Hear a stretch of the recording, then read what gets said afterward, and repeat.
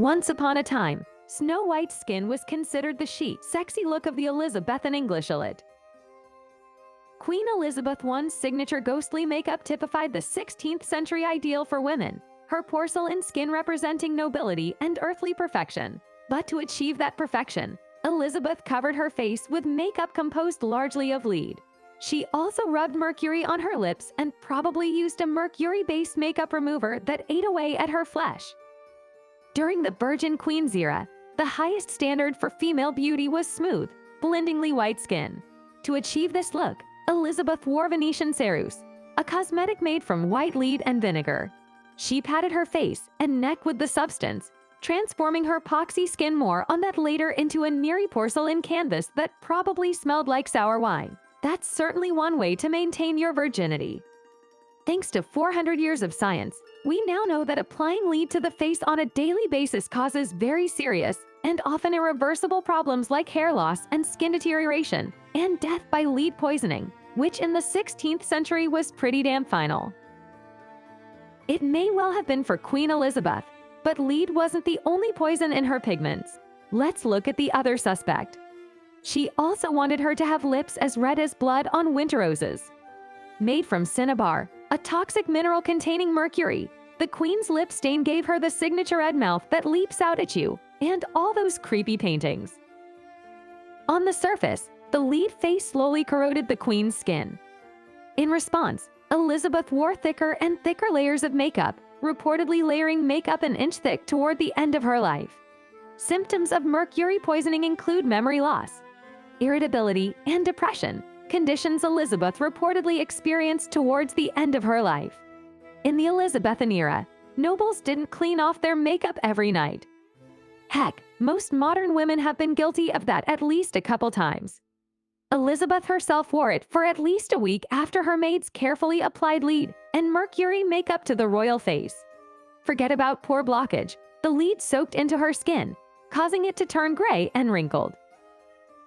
When Elizabeth finally had her makeup removed, historians suggest she might have used a gross concoction containing eggshells, alum, and you guessed it right, more mercury.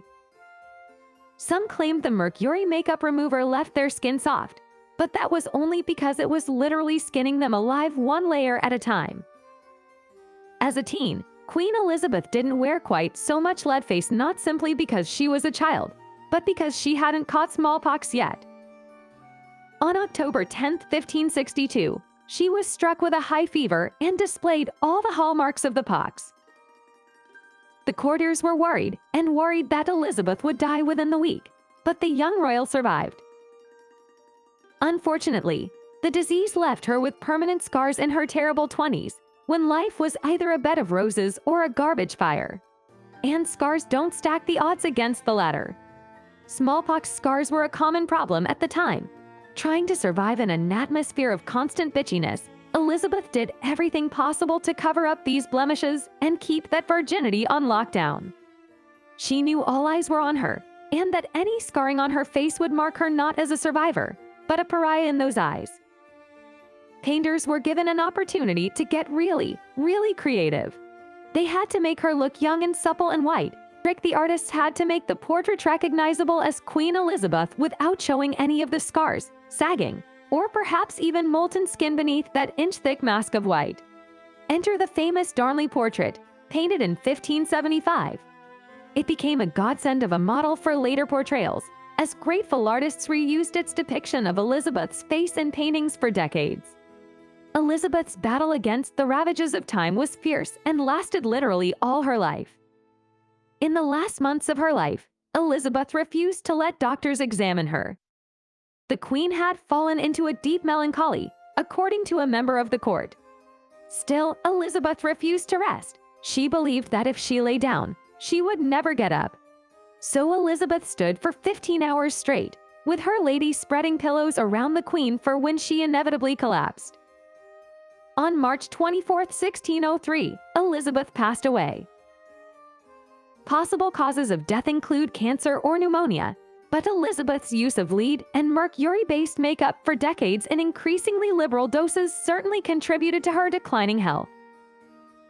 Elizabeth's body was toxic after a lifetime of lead and mercury poisoning.